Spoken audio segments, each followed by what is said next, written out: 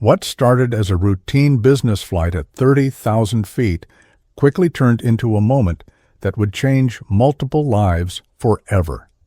When flight attendant Jennifer Miller spilled coffee on passenger Lisa Williams, it seemed like a simple accident, until Jennifer's reaction revealed something far more troubling.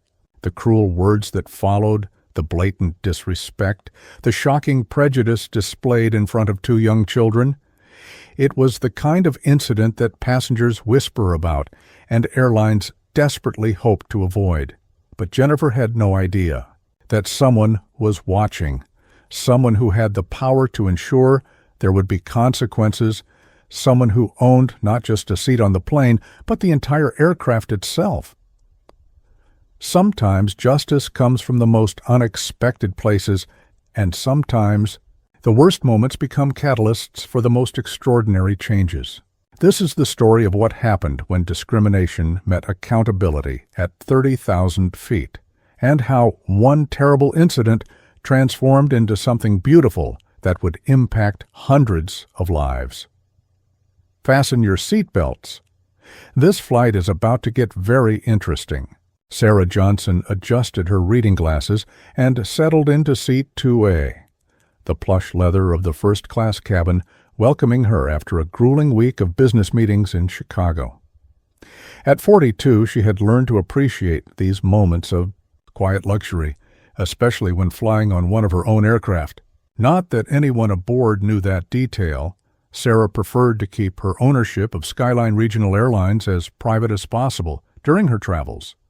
She had built Skyline from the ground up over the past 15 years, starting with a single leased aircraft and growing it into a respected regional carrier with a fleet of 30 planes serving the Midwest and East Coast. Her success story was one she wore quietly. The daughter of a Detroit auto worker and a school teacher, Sarah had earned her MBA from Northwestern and worked her way up through the aviation industry before taking the entrepreneurial leap that changed her life forever. Today's flight from Chicago to Atlanta was routine. She was heading home to visit her mother before catching another flight to New York for investor meetings. Sarah had specifically chosen this route because she wanted to observe the service quality on one of her newer aircraft, a pristine Embraer E-Jet that had been added to the fleet 6 months ago. She made these anonymous check-ins regularly, believing that the best way to understand her passengers' experience was to be one herself. The cabin was filling up with the typical mix of business travelers and vacationers. Sarah observed the crew as they performed their pre-flight duties, noting their professionalism and attention to detail. She was particularly watching flight attendant Jennifer Miller, a blonde woman in her late 20s, who had been with the airline for 3 years. Jennifer's employee file, which Sarah had reviewed during her weekly staff assessments, showed generally positive reviews, though there had been a few minor complaints about attitude in recent months. As Sarah flipped through the financial reports she'd brought to review during the flight, she couldn't help but feel a surge of pride. Skyline's customer satisfaction scores had improved dramatically over the past year, and their on-time performance was among the best in the industry. She had worked tirelessly to create a company culture that valued respect, professionalism, and exceptional service for all passengers, regardless of their background or appearance. The aircraft began to taxi, and Sarah put away her paperwork, looking forward to the 2-hour flight that would give her time to think and plan for the upcoming week. She had no idea that this routine journey would become one of the most significant flights of her career, not because of turbulence or mechanical issues, but because of a moment that would test everything she had built her company to represent. Jennifer Miller moved through the first-class cabin with practiced efficiency, her smile bright, but somewhat mechanical, as she offered pre-departure beverages to the passengers. Sarah ordered a coffee black and watched as Jennifer served the other passengers in the section. There was something in the flight attendant's demeanor that Sarah couldn't quite put her finger on, a subtle shift in tone and body language that seemed to vary from passenger to passenger. As the plane reached cruising altitude, Sarah reflected on the challenges of running an airline in an increasingly competitive market. Every detail mattered, from fuel efficiency to customer service, and she had built her reputation on ensuring that Skyline stood apart from larger carriers by providing a more personal, attentive experience. Her employees were trained extensively, not just in safety procedures and service protocols, but in treating every passenger with dignity and respect. The flight was smooth, and Sarah was enjoying the opportunity to see her airline through a passenger's eyes. She made mental notes about the cabin temperature, the clarity of the captain's announcements, and the efficiency of the service. Everything seemed to be running perfectly, exactly as she expected from her well-trained crew and well-maintained aircraft. She couldn't have anticipated that in just a few minutes she would witness something that would challenge everything she thought she knew about her own airline, forcing her to confront uncomfortable truths about bias and discrimination that apparently still existed within the organization she had worked so hard to build on principles of equality and respect. The flight continued peacefully as Sarah gazed out the window at the cloud formations below, completely unaware that she was about to become both observer and participant in a situation that would ultimately strengthen her resolve to ensure that Skyline Airlines truly lived up to its stated values of treating every passenger as a valued customer, regardless of who they were or what they looked like. 3 rows behind Sarah in the economy section, Lisa Williams was trying to keep her 2 young children entertained during their first flight together. 8-year-old Marcus clutched his tablet while 5-year-old Destiny colored in a princess coloring book, both of them wide-eyed with excitement about being on an airplane. For Lisa, this trip represented much more than a simple vacation.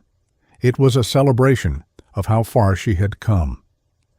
At 35, Lisa had recently completed her doctorate in education from the University of Chicago, a journey that had taken her 7 years of night classes, weekend study sessions, and tremendous sacrifices while working full-time as a high school principal. The flight to Atlanta was taking her and the children to visit her sister before they continued on to Disney World, a trip Lisa had promised the kids once she finished her degree. It was a reward not just for her academic achievement, but for their patience during the countless evenings when Mommy had to study instead of play.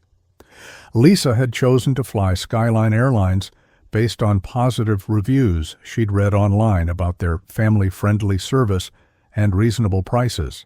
As a single mother carefully managing her budget, every dollar mattered, but she had splurged on this trip because her children deserved to experience the magic she had only been able to promise them for years. The excitement in Marcus and Destiny's eyes as they boarded the plane had made every sacrifice worthwhile. She was dressed professionally in a navy blazer and slacks, having come directly from a conference where she had presented her doctoral research on educational equity in urban schools. Her presentation had been well received, and she carried herself with the quiet confidence of someone who had overcome significant obstacles to achieve her goals. Lisa had grown up in poverty in inner-city Detroit, raised by a grandmother who cleaned office buildings at night to support the family.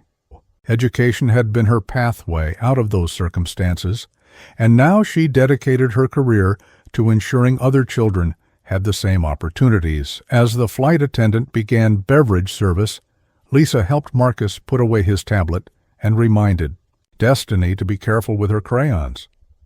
She had taught her children to be respectful and well-behaved in public, understanding that they were often judged more harshly than other children simply because of their skin color. It was a painful reality she hoped they wouldn't fully understand for several more years, but one she felt compelled to prepare them for nonetheless. "What would you like to drink, ma'am?" Jennifer Miller asked when she reached their row, her tone noticeably different from the warm, engaging manner Lisa had observed her using with passengers in earlier rows. The flight attendant's smile seemed forced, and she avoided making direct eye contact with Lisa while speaking. "Could I have a coffee, please?" And apple juice for both children?" Lisa replied politely, ignoring the subtle shift in attitude she had detected.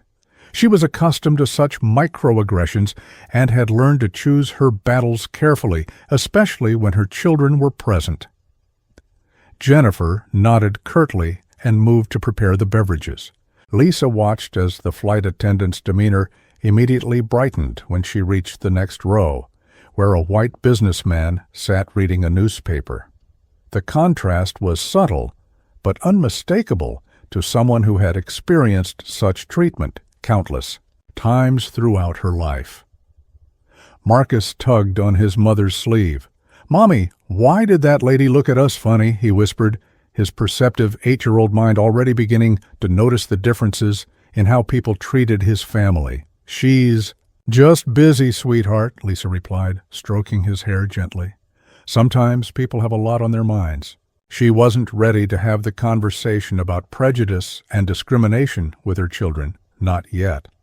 Not on what was supposed to be a joyful trip celebrating her academic achievement and their upcoming vacation, when Jennifer returned with vin de soifort, their beverages.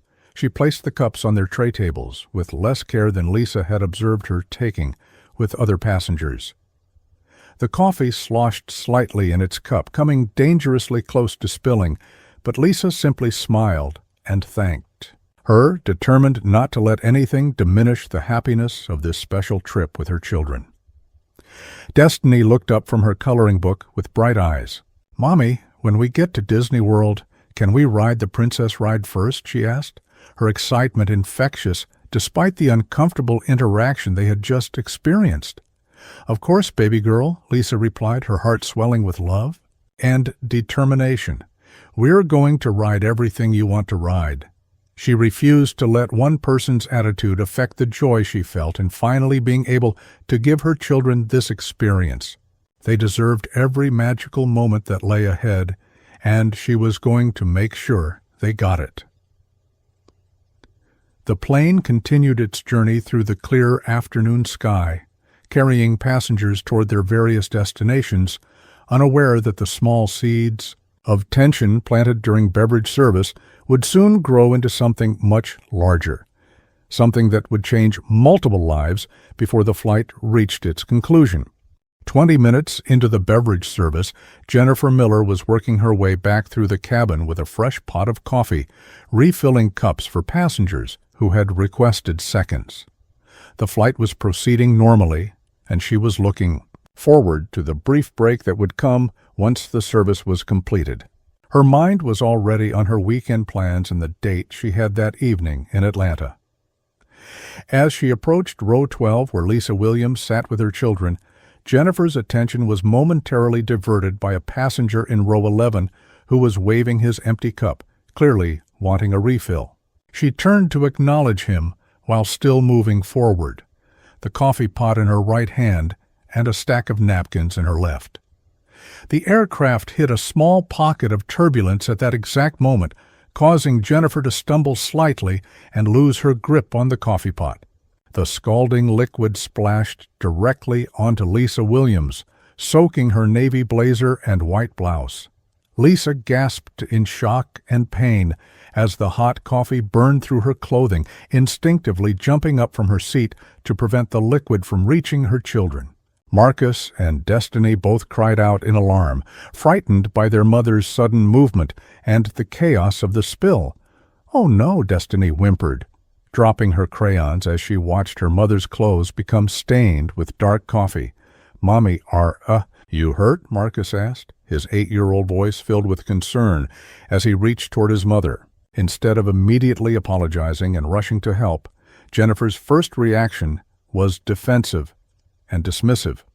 "Well, maybe if you hadn't been taking up so much room in the aisle," she snapped, her voice loud enough for surrounding passengers to hear. "I wouldn't have tripped over your bags." Lisa stood frozen in the aisle, coffee dripping from her blazer onto the floor, staring at Jennifer in disbelief. There had been no bags in the aisle. Lisa had been careful to store everything properly, in the overhead compartments and seat back pockets, as she always taught her children to do. The accusation was not only false, but delivered with a level of hostility that seemed completely disproportionate to what had clearly been an accident. "Excuse me," Lisa said quietly, her voice controlled despite her shock and the physical discomfort of the hot coffee on her skin. "There were no bags in the aisle." "Don't tell me what I saw," Jennifer replied, her tone growing more aggressive. "Maybe if you people would follow the rules about keeping your belongings properly stored, accidents like this wouldn't happen." The phrase, "you people," hung in the air like a toxic cloud, and several nearby passengers turned to stare at the unfolding scene. Lisa felt her face grow hot with humiliation and anger, but her first concern was for her children, who were looking, increasingly frightened and confused by the confrontation. "Could you please just get me some towels so I can clean this up?" Lisa asked, maintaining her composure despite every instinct telling her to respond more forcefully to Jennifer's unacceptable behavior. Jennifer rolled her eyes and made no move to help. "The towels are for paying customers," she said curtly, apparently forgetting or choosing to ignore the fact that Lisa had indeed paid for her ticket like every other passenger on the plane. The surrounding passengers were now openly staring, some of them beginning to murmur among themselves about what they were witnessing. An elderly white gentleman across the aisle started to stand up, clearly intending to offer assistance, but Jennifer quickly moved to block his path. "Sir, please remain seated with your seatbelt fastened," she said to him, her tone completely different, respectful, and professional, in stark contrast to how she had been speaking to Lisa. "But this lady needs help," the gentleman protested, gesturing toward Lisa, who was still standing in the coffee-soaked blazer, trying to comfort her now-crying daughter while simultaneously dealing with the pain of the burn. "I'll handle it," Jennifer replied dismissively, but made no move to actually provide any assistance. Instead, she began gathering the scattered napkins that had fallen during the spill, moving with deliberate slowness as if to make a point about the inconvenience Lisa had caused her. Marcus tugged on his mother's sleeve, his eyes wide with concern and confusion. "Mommy, why is she being mean to us?" he whispered, loud enough for Jennifer to hear. The question pierced the air like an arrow, and for a moment even Jennifer seemed to realize how her behavior must appear to a child. But instead of apologizing or changing her approach, she simply turned away and continued cleaning up, muttering under her breath about difficult passengers and long flights. Lisa closed her eyes for a moment, taking a deep breath to maintain her composure. She had experienced discrimination before, but never so blatantly, and never in front of her children. The pain of the coffee burn was nothing compared to the humiliation of being treated this way while her kids watched, learning lessons about the world that she had hoped to shield them from for a few more years. From her first-class seat, Sarah Johnson had been reviewing quarterly financial reports when the commotion in the economy section caught her attention. The raised voices were impossible to ignore, and when she looked back through the cabin, she was horrified by what she witnessed. Her own flight attendant, an employee of the airline she owned, was treating a passenger with shocking disrespect and hostility. Sarah immediately unfastened her seatbelt and stood up, her business instincts taking over. As the CEO of Skyline Airlines, she had spent years building a company culture based on exceptional customer service and treating every passenger with dignity. What she was witnessing was not just poor service. It was discrimination, and it was happening on her aircraft by her employee to a customer who had trusted her airline. She moved quickly toward the back of the plane, her mind racing as she processed what she had observed. The coffee spill had clearly been an accident caused by turbulence, yet Jennifer was blaming the passenger and refusing to provide basic assistance. Even worse, Sarah had heard the phrase, "you people," and the comment about paying customers, both of which were absolutely unacceptable under any circumstances.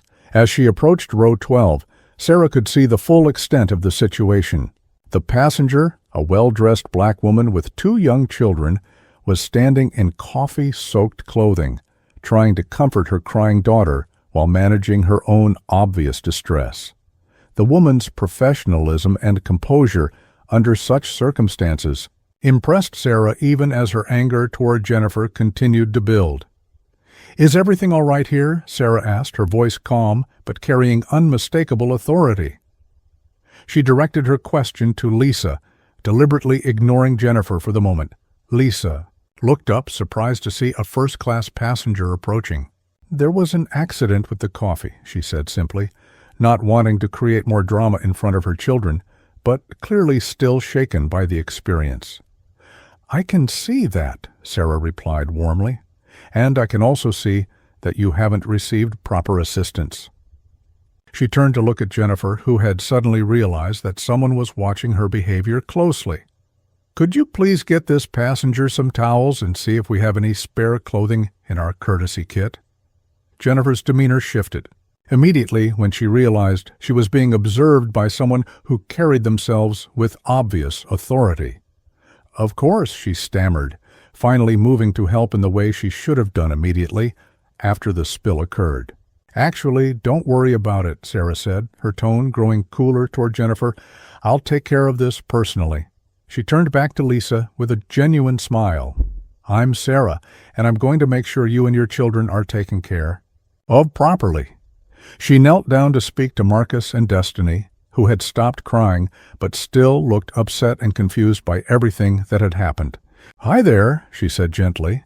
"I'm sorry your mom got splashed with coffee. Would you like me to help her get cleaned up?"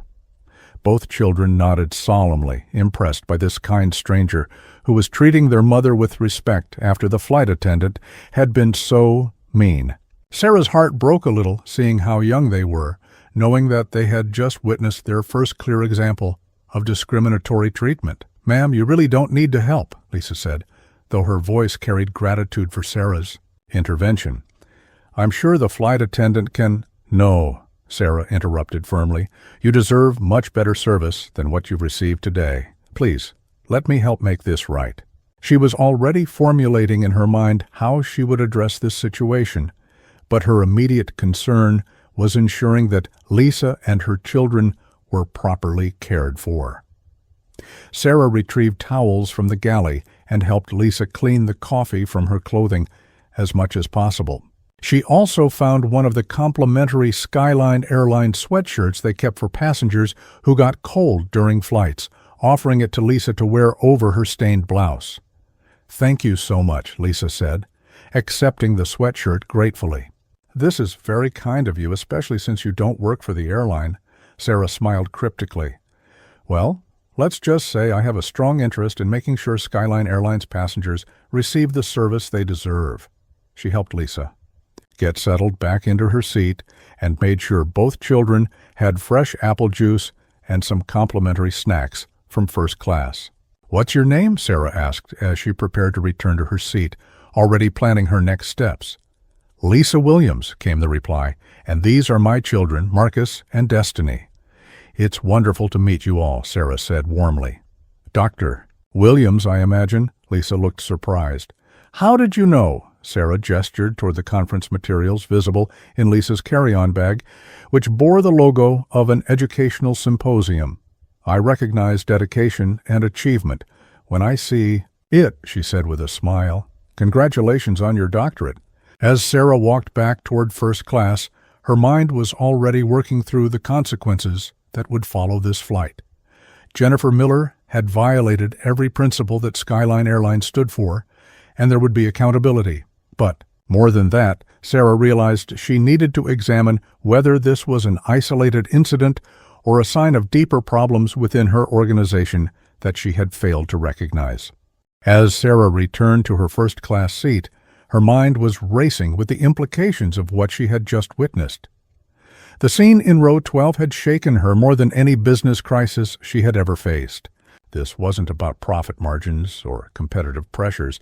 This was about the fundamental value she had built her company on, values that had apparently been betrayed by one of her own employees.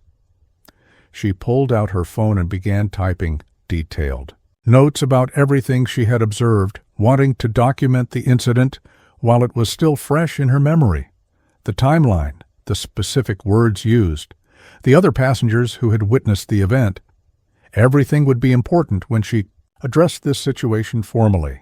Sarah had built Skyline Airlines with a zero-tolerance policy for discrimination, but she was beginning to realize that having policies on paper was different from ensuring they were lived out in practice.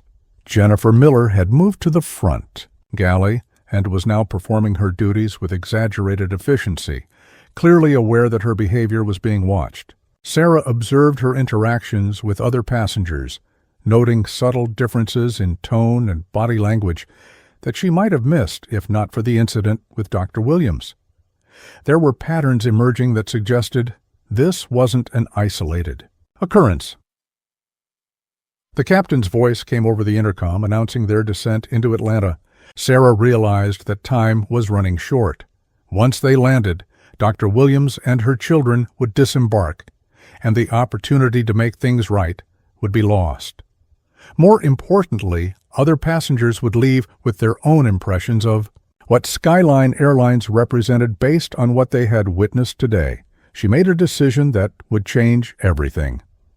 Sarah pressed her call button, and Jennifer appeared almost instantly, her professional mask firmly in place. "Yes, ma'am? How can I help you?" "I'd like to speak with the captain," Sarah said calmly. "Could you ask him to meet with me before we land?" Jennifer looked confused. "Is there a problem with the flight? Are you feeling unwell?"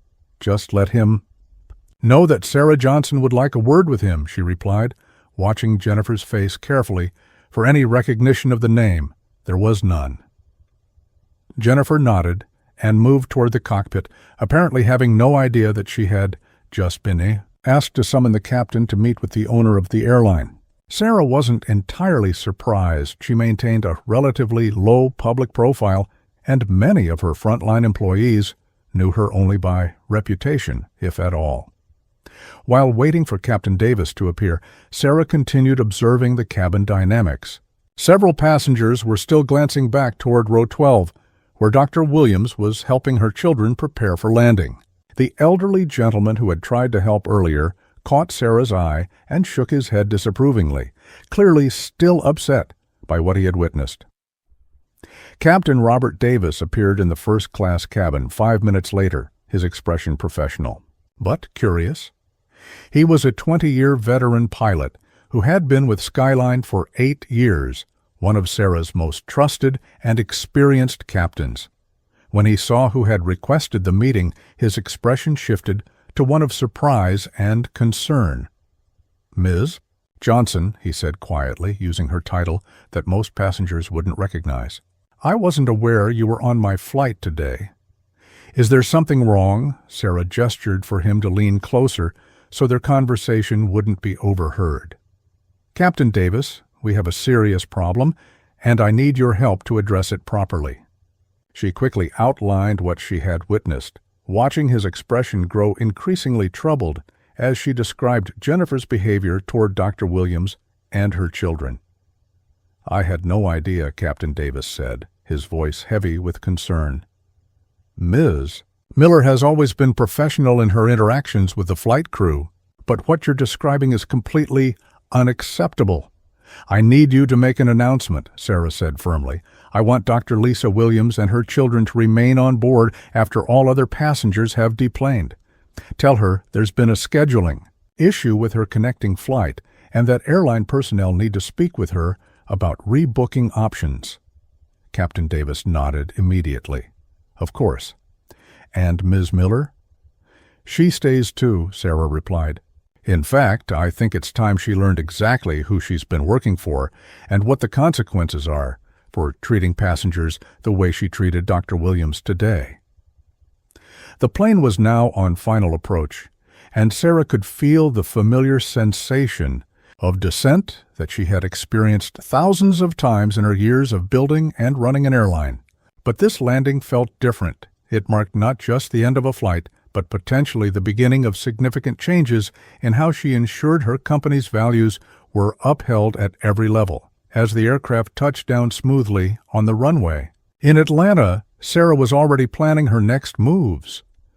Dr. Williams deserved not just an apology, but a meaningful response that would demonstrate Skyline's commitment to treating every passenger with dignity. More importantly, Sarah needed to understand whether Jennifer's behavior was an isolated incident or part of a larger problem that required systematic changes throughout the organization. The plane taxied to the gate, and passengers began gathering, their belongings in preparation for disembarking. Sarah remained seated, watching as Dr. Williams helped her children collect their toys and coloring books, the family still unaware that their difficult flight experience was about to take a very different turn. As passengers began filing off the aircraft, Captain Davis made the announcement Sarah had requested. "Dr. Lisa Williams, could you and your children please remain seated for a moment? There's been a scheduling change with your connecting flight, and our customer service team needs to speak with you about rebooking options." Lisa looked confused but nodded, helping Marcus and Destiny settle back into their seats. She assumed there had been some technical issue with their connection to the Disney World flight, and was mentally preparing for the complications that would arise if they had to spend an unexpected night in Atlanta. Sarah waited until the last passenger had deplaned before making her move. She gathered her belongings and walked back to row 12, where Lisa sat with her children.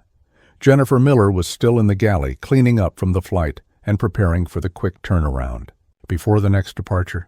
"Dr. Williams," Sarah said warmly, "I'm sorry for the confusion, but I need to speak with you privately. Would it be possible for your children to sit in first class for a few minutes while we talk?" Lisa looked uncertain. "I'm not sure I understand.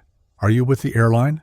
"In a manner of speaking, yes," Sarah replied with a slight smile. "Marcus, Destiny, would you like to see what first class looks like? There are some video games up there that might be fun while your mom and I have a grown-up conversation." The children's eyes lit up at the prospect of exploring the forbidden territory of first class. Lisa hesitated for a moment, then nodded. "Just for a few minutes," she told her kids, "and be on your best behavior." Once the children were settled in first class with tablets and headphones, Sarah returned to where Lisa was sitting. She took the seat across the aisle, wanting to have this conversation at eye level rather than standing over her. "Dr. Williams, I owe you a sincere apology for what happened during this flight," Sarah began. "The treatment you received from our flight attendant was completely unacceptable and goes against everything this airline is supposed to stand for." "I appreciate that," Lisa replied carefully. "But you don't work for customer service, do you? You were sitting in first class, and you helped me when you didn't have to. I don't understand why you're apologizing." Sarah took a deep breath. "Dr. Williams, my name is Sarah Johnson, and I'm the owner and CEO of Skyline Airlines. This is my airplane. Jennifer Miller is my employee, and what happened to you today is my responsibility." Lisa stared at her in shocked silence for several long moments. "You're the owner of the airline?" she finally managed. "I am," Sarah confirmed. "I founded Skyline 15 years ago, and I've worked every day since then to build a company that treats every passenger with respect and dignity, regardless of who they are or what they look like. What Jennifer did to you and your children today was not just poor customer service. It was discrimination, and it has no place in my company or on my aircraft." Lisa's mind was racing as she processed this information. The woman who had helped her, who had been so kind to her children, who had treated her with genuine respect and concern, she owned the entire airline. "I don't know what to say," Lisa admitted. "You don't have to say anything," Sarah replied, "but I need you to know that there will be consequences for what happened today. Jennifer's behavior was unacceptable, and it will be addressed appropriately. More importantly, I want to understand if this was an isolated incident or if there are systemic problems in my company that I need to fix." At that moment, Jennifer Miller appeared from the galley, apparently having been told to remain on board for a customer service issue. When she saw Sarah sitting with Lisa, her confusion was evident. "Ms. Johnson," Jennifer said, clearly recognizing the name now that she saw them together. "I was told there was a rebooking situation to handle." Sarah stood up and faced her employee. "Jennifer, do you know who I am? You're a passenger?" Jennifer replied uncertainly, though something in Sarah's tone suggested she was missing something important. "I'm Sarah Johnson, the founder and CEO of Skyline Airlines," Sarah said clearly. "I'm your boss, Jennifer, and I witnessed everything that happened during beverage service today."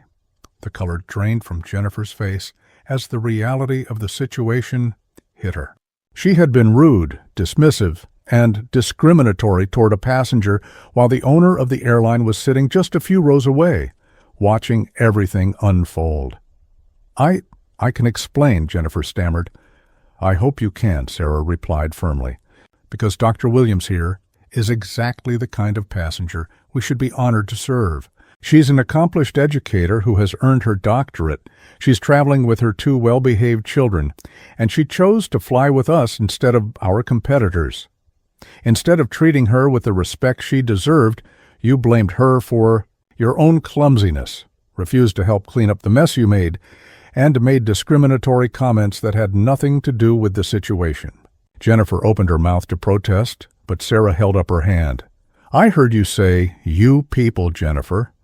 I heard you tell her that towels were for paying customers when she had paid for her ticket just like everyone else. I saw you treat the gentleman who tried to help with courtesy and respect while dismissing Dr. Williams entirely." The flight attendant looked desperately between Sarah and Lisa, finally understanding the full magnitude of her situation. The silence in the empty aircraft cabin was deafening as Jennifer Miller stood frozen, finally comprehending that her discriminatory behavior had been witnessed by the very person who had the power to end her career. Sarah Johnson remained calm, but firm, her years of business leadership evident in how she handled this uncomfortable but necessary confrontation. "Jennifer," Sarah continued, "in your 3 years with Skyline Airlines, you've received training on our company values, our customer service standards, and our zero-tolerance policy regarding discrimination. Can you explain to me how your behavior today aligned with any of those principles?" Jennifer's hands trembled slightly as she struggled to find words. There was turbulence and the coffee spilled, and I was frustrated, and I wasn't thinking clearly, she began. But her explanation sounded hollow, even to her own ears. "Frustrated?" Sarah repeated. "Jennifer, you made assumptions about Dr. Williams based on her race. You treated her with disrespect that you didn't show to other passengers. And when a child asked his mother why you were being mean to them, you had an opportunity to reflect on your behavior and make it right. Instead, you doubled down on your poor treatment." Lisa Williams had been listening to this exchange with growing amazement. She had experienced discrimination before, but she had never seen it addressed so directly and immediately by someone in a position to actually do something about it.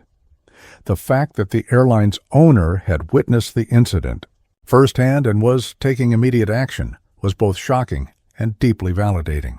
"Dr. Williams," Sarah said, turning to include Lisa in the conversation, "I want you to know that Jennifer's behavior does not represent the values of this airline or the standards we expect from our employees.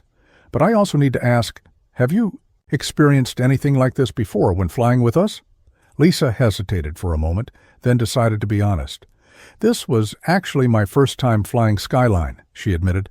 "I chose your airline based on positive reviews and competitive pricing, but I have to say, until today's incident, I was impressed with the professionalism of your gate agents and the captain's announcements.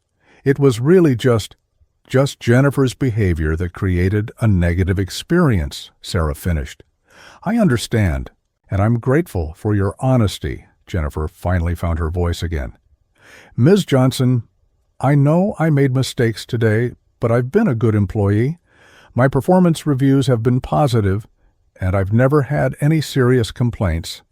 Can't we just consider this a learning experience and move forward?" Sarah's expression remained serious. "Jennifer, discrimination isn't a mistake. It's a choice. And the fact that you're trying to minimize what happened instead of taking full responsibility tells me that you haven't learned from this experience at all." She paused, letting her words sink in. Your employment with Skyline Airlines is terminated, effective immediately. Jennifer's face went white. You can't fire me over one incident. I have rights. I have bills to pay. You had the right to treat every passenger with dignity and respect, Sarah interrupted. Dr. Williams had the right to receive professional service without being subjected to racial bias. Her children had the right to see their mother treated fairly. You violated all of those rights when you chose to let your prejudices guide your actions. Lisa spoke up quietly. Ms. Johnson, while I appreciate your response to this situation, I hope you'll consider whether termination is the only option. Perhaps additional training or sensitivity counseling. Sarah looked at Lisa with respect and surprise. Even after being treated so poorly, Dr. Williams was showing compassion toward the person who had wronged her. Dr. Williams, your grace in this situation is remarkable, and it speaks volumes about your character. But Jennifer's behavior wasn't the result of insufficient training. It was the result of attitudes and biases that have no place in the service industry, especially not in a company that prides itself on treating all customers equally. She turned back to Jennifer. However, Dr. Williams has raised an important point about second chances. Jennifer, I'm willing to offer you an alternative to immediate termination. You can accept unpaid suspension pending completion of a comprehensive diversity and sensitivity training program, followed by 6 months of probationary employment, where any similar incident will result in immediate dismissal. The choice is yours. Jennifer's relief was visible. Yes, I'll take the training. I'll do whatever it takes to keep my job. I really do want to be better. This isn't about keeping your job, Sarah corrected firmly. This is about becoming the kind of person who deserves to serve others. If you complete the program successfully and demonstrate real change in your attitudes and behavior, then we'll discuss your future with the company. But understand this clearly. You're getting this opportunity solely because of Dr. Williams's generosity, not because you've earned it. Lisa nodded approvingly. I believe people can change if they truly want to, she said. But Jennifer, I hope you understand that what happened today wasn't just about poor customer service. My children saw how you treated us, and they asked me why you were being mean to them. They're learning about the world through experiences like this one. Jennifer looked at Lisa directly for the first time since the incident. Dr. Williams, I am truly sorry. I was wrong, and I hurt you and your children, and I have no excuse for that. If you're willing to give me a chance to prove I can be better, then I promise I'll work every day to earn that second chance. The sincerity in Jennifer's voice was evident, and for the first time since the incident began, Lisa felt that perhaps there was genuine remorse behind the apology. Sarah observed the exchange carefully, noting the shift in Jennifer's demeanor from defensive to genuinely contrite. All right then, Sarah said decisively. Jennifer, you'll report to Human Resources first thing Monday morning to begin your training program. Dr. Williams, I hope you'll allow me to make the rest of your travel experience more positive than it began. With Jennifer's situation temporarily resolved, Sarah turned her full attention to ensuring that Dr. Williams and her children had the positive experience they deserved. She had already formulated a plan that would not only address the immediate harm caused by the incident, but would also demonstrate Skyline Airlines' genuine commitment to exceptional customer service. Dr. Williams, Sarah began, I know this experience has been difficult for you and your children, and I want to make things right. First, I'm personally covering all of your travel expenses for this trip, your original tickets, your Disney, World flights, everything. Lisa's eyes widened in surprise. Ms. Johnson, that's incredibly generous, but I can afford my tickets. I don't need charity. This isn't charity, Sarah replied firmly. This is accountability. My employee created a negative experience for your family, and as the owner of this airline, I'm responsible for fixing it. But more than that, I have a proposal that I hope you'll consider. Sarah explained that she wanted to feature Dr. Williams and her story in Skyline's upcoming diversity and inclusion campaign.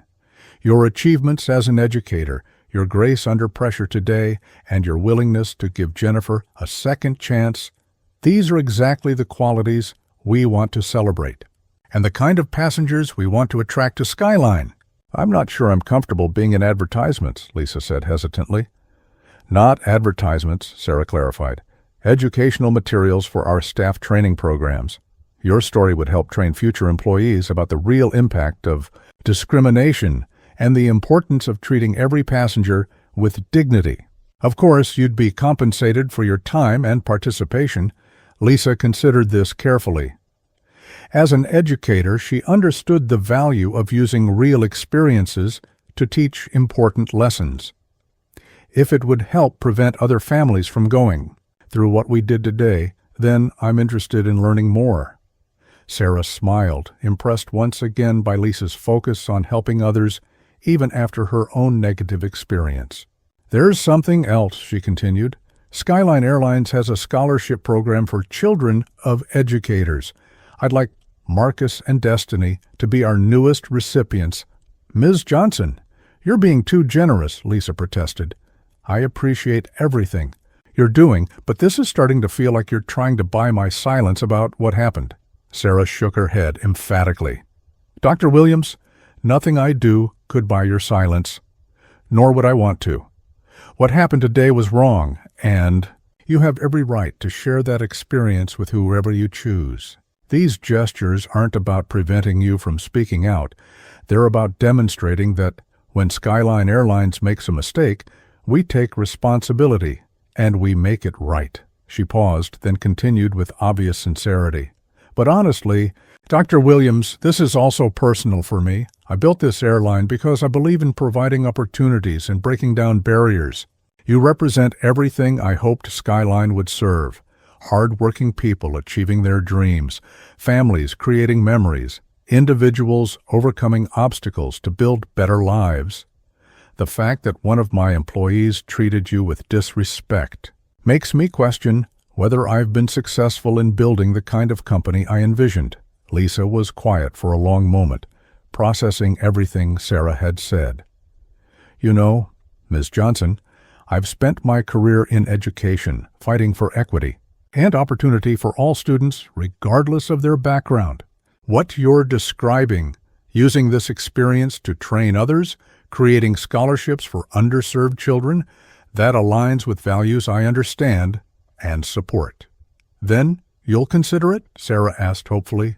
I'll consider it, Lisa agreed, but I have some conditions. First, if I participate in training materials, I want to be involved in developing the content. I want to make sure the message is authentic and educational, not just a feel-good story that glosses over the real issues. Absolutely, Sarah agreed immediately. Your expertise in education would be invaluable in creating effective training materials. Second, Lisa continued, I want regular updates on Jennifer's progress. If she's truly committed to changing, I want to support that growth. But if she's just going through the motions to keep her job, I want to know about it. Sarah nodded approvingly. That's more than fair. Jennifer's success in this program will be transparent to you every step of the way. And finally, Lisa said with a slight smile, I still want to take my children to Disney World as planned. This was supposed to be a celebration of my doctorate and a special trip for them. I don't want that joy to be overshadowed by today's incident. Of course, Sarah laughed. In fact, let me upgrade you to first class for the remainder of your travel. Marcus and Destiny seemed to enjoy the seats when they were up there earlier. As if summoned by the mention of their names, both children appeared from the first class cabin, having grown bored with the tablets and curious about what the adults were discussing for so long. Mommy, are we going to Disney World now? Destiny asked, tugging on Lisa's hand. Yes, baby girl, Lisa replied, lifting her daughter into her arms. We're going to Disney World, and it's going to be even more magical than we planned. Marcus looked up at Sarah with the direct gaze that only children possess. Are you really the boss of the whole airplane? He asked. Sarah knelt down to his level. I am, Marcus, and I want you to know that what happened today with the flight attendant was wrong, and it's never going to happen again. Good, Marcus replied with 8-year-old certainty. My mom is the smartest person I know, and people should be nice to her. Sarah felt her throat tighten with emotion. "Your mom is very smart, and you're absolutely right. People should always be nice to her, and to you, and to your sister. That's a promise I'm making to all three of you."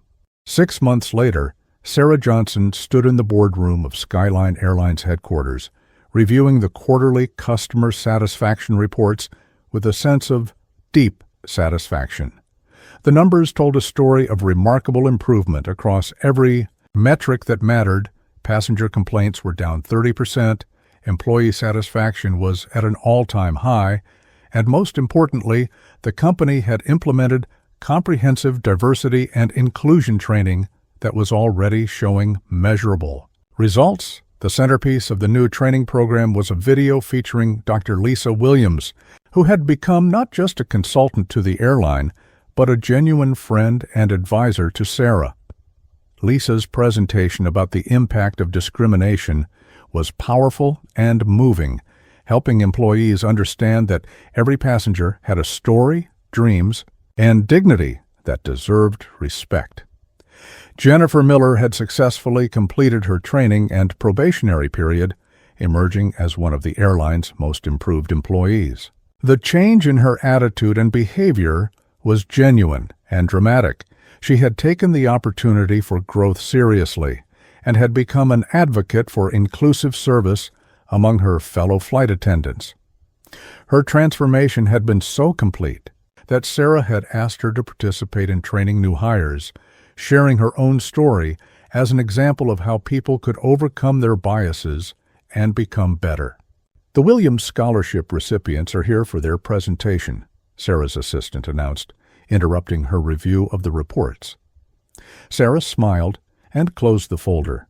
Today marked the official launch of the expanded Skyline Airlines Educational Excellent Scholarship Program, which now provided college funding for 50 deserving students each year.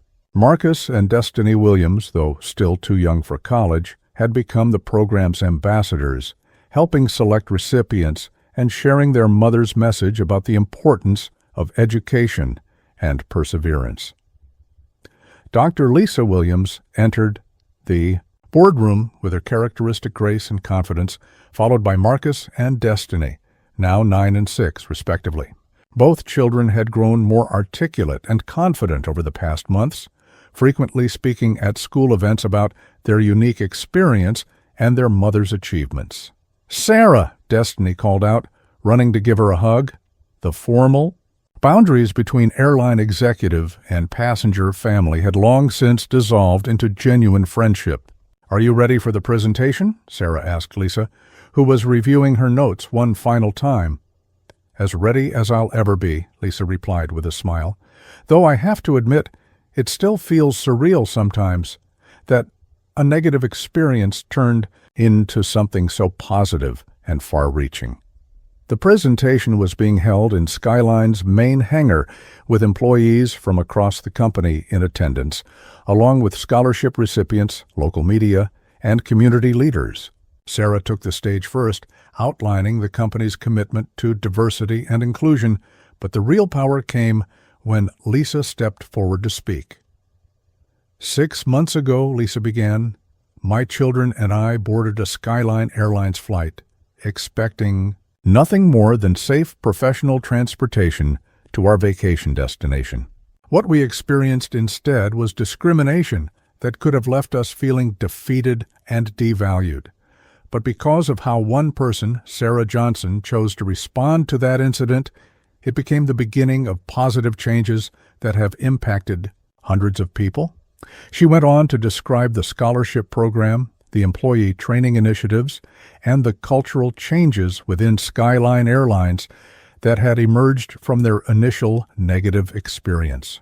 "This is what accountability looks like," she explained to the audience, "not just apologizing for mistakes, but taking concrete action to ensure those mistakes become catalysts for positive change." Marcus and Destiny joined their mother on stage for the final portion of the presentation, helping to announce the newest scholarship recipients. Their poise and confidence in front of the large audience was remarkable, and Sarah felt a surge of pride watching them represent the next generation of leaders and changemakers. After the presentation, as the hangar buzzed with conversation and networking among the attendees, Sarah found herself standing with Lisa, watching Marcus and Destiny interact easily with adults and other children alike. "You know," Lisa said thoughtfully, "when I was working on my doctorate, I wrote extensively about how negative experiences can become powerful learning opportunities if we approach them with the right mindset. I never expected to live that principle so directly." "I never expected to learn so much about my own company from a passenger," Sarah replied. "That incident forced me to look more closely at our culture and realize that having good intentions wasn't enough if I wasn't actively ensuring those intentions translated into consistent behavior from every employee." "And Jennifer?" Lisa asked, nodding toward the former flight attendant who was now helping coordinate the scholarship reception. "Jennifer has become one of our strongest advocates for inclusive service," Sarah said with genuine admiration. "She speaks to new hires about unconscious bias and the importance of treating every passenger as an individual worthy of respect. Her transformation has been remarkable, and honestly, she's become a more valuable employee than she ever was before." Jennifer approached them at that moment, carrying a plate of refreshments for the children.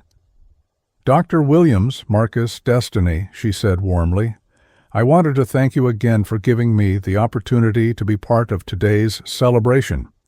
Seeing all these young people receive scholarships, knowing that something positive came from my mistakes, it means everything to me." "People can change when they truly want to," Lisa replied, accepting Jennifer's thanks with the same grace she had shown throughout the entire experience. "You've proven that, and I'm proud of the work you've done." As the evening wound down and families began to leave, Sarah reflected on how dramatically her understanding of leadership had evolved.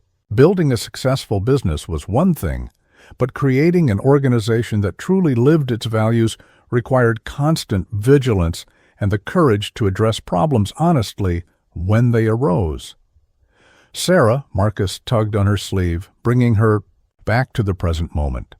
"Are you going to come to Disney World with us next time?" Sarah laughed, realizing that this 9-year-old had just extended an invitation that represented everything she hoped her airline would become: a bridge connecting people, creating relationships, and making dreams accessible to everyone regardless of their background or circumstances. 1 year after the incident that changed everything, Sarah Johnson found herself once again in seat 2A of a Skyline Airlines flight, this time traveling to Orlando to join the Williams family for a celebration at Disney World. Lisa had just been named the National Educator of the Year, an honor that came with significant recognition and a substantial award that she planned to use to expand educational opportunities in underserved communities. The flight crew today included Jennifer Miller as the senior flight attendant, a promotion she had earned through her exceptional performance and leadership in the company's diversity initiatives. Sarah watched with pride as Jennifer moved through the cabin with genuine warmth and professionalism, treating every passenger with the respect and attention that had become her trademark. "Ms. Johnson," Jennifer said as she approached Sarah's seat, "Dr. Williams asked me to let you know that Marcus has been practicing his presentation for the educational conference all week. He's very excited to share what he's learned about overcoming challenges." Sarah smiled, remembering how quiet and confused Marcus had been during that difficult flight a year ago. Now he was preparing to speak to a conference of educators about resilience and the power of positive change. "And how is Destiny handling all the attention her family has been getting?" "She told me she wants to be an airline pilot when she grows up," Jennifer replied with a grin, "because she wants to make sure all kids get to travel safely to see their dreams come true." The transformation in everyone involved had been remarkable, but perhaps none more so than in Sarah herself. The incident had forced her to examine not just her company's policies, but her own assumptions about how well she understood the experiences of all her passengers.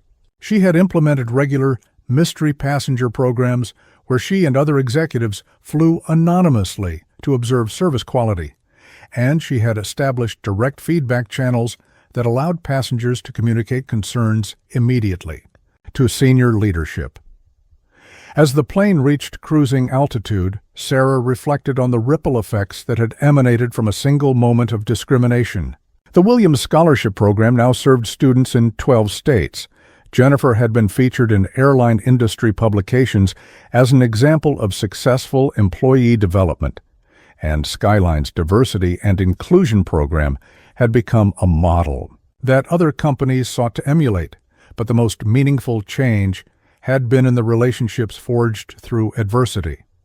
Lisa Williams had become not just a consultant and friend, but a trusted advisor who helped Sarah understand perspectives she might never have considered otherwise. Marcus and Destiny had become the unofficial ambassadors for the airline, their enthusiasm and joy infectious to everyone who met them.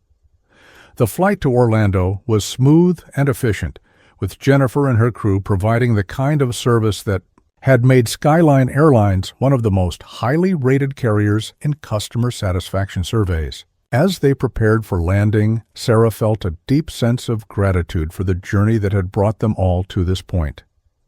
At the Orlando airport, the Williams family was waiting at the gate with bright smiles and excited chatter about their planned activities. Lisa looked radiant, her confidence and joy evident as she embraced Sarah warmly. "I can't believe you're actually here," Lisa said, laughing as Marcus and Destiny competed for Sarah's attention. "When I first suggested you should come to Disney World with us, I never thought you'd actually do it. Are you kidding?" Sarah replied, kneeling down to hug both children. "I wouldn't miss celebrating the National Educator of the Year. Besides, Destiny promised to show me how brave she is on the roller coasters." Over the next 3 days at Disney World, Sarah experienced something she hadn't felt in years, the pure joy of seeing the world through children's eyes. Marcus and Destiny's excitement was infectious, and Lisa's happiness at seeing her children's dreams come true was deeply moving. The vacation wasn't just a celebration of Lisa's professional achievement, it was a celebration of how far they had all come together. On their last evening, as they watched the fireworks over Cinderella Castle, Marcus turned to Sarah with a serious expression.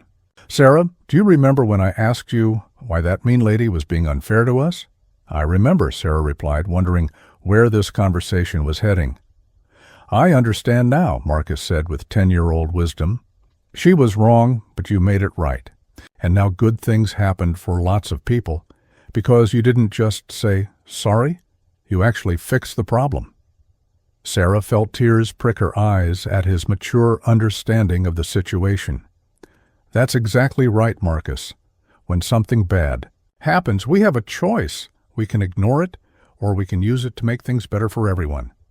"That's what my mom teaches too," Destiny chimed in, snuggling closer to Sarah as the fireworks exploded overhead. "She says that's what leaders do. They make things better." As they flew back to their respective cities the next day, Sarah realized that this story had come full circle. What began as her worst nightmare as a business owner, having an employee discriminate against a passenger, had become the catalyst for the most meaningful changes in her company's history. More than that, it had brought extraordinary people into her life and taught her lessons about leadership, accountability, and human dignity that no business school could have provided. Jennifer Miller, now serving as Skyline's Director of Passenger Experience, stopped by Sarah's seat as the flight neared its conclusion. "Ms. Johnson, I wanted you to know that we just received the customer satisfaction scores for this quarter. We've achieved the highest ratings in Skyline's history." "That's wonderful news," Sarah replied, though she knew the numbers were just a reflection of deeper changes in the company's culture. "But more importantly, how do you feel about the work we're doing?" Jennifer's smile was genuine and bright. "I feel like we're actually living up to the promises we make to passengers. Every day I get to see employees treating people with real respect and kindness, and I know that I'm part of something meaningful. It's the best feeling in the world." As the plane touched down and passengers began to disembark, Sarah remained seated for a moment, watching the Williams family gather their belongings and prepare to return to their regular lives. Lisa had a presentation to give at an educational conference. Marcus had a science fair project to finish, and Destiny had ballet lessons to attend. Normal life beckoned, but they were all carrying forward the lessons learned from their extraordinary experience together. The incident that could have been a source of lasting pain and division had instead become a foundation for growth, understanding, and positive change. It proved that when people choose accountability over defensiveness, learning over blame, and hope over cynicism, even the most difficult situations can become catalysts for something beautiful. Sarah Johnson walked through the airport terminal with a light heart, knowing that tomorrow would bring new challenges in running an airline, but confident that she now had the tools, the team, and the relationships necessary to meet those challenges with integrity and purpose. The passenger in seat 12B had taught the owner of the plane far more than she could have imagined, and both of their lives had been transformed in the process.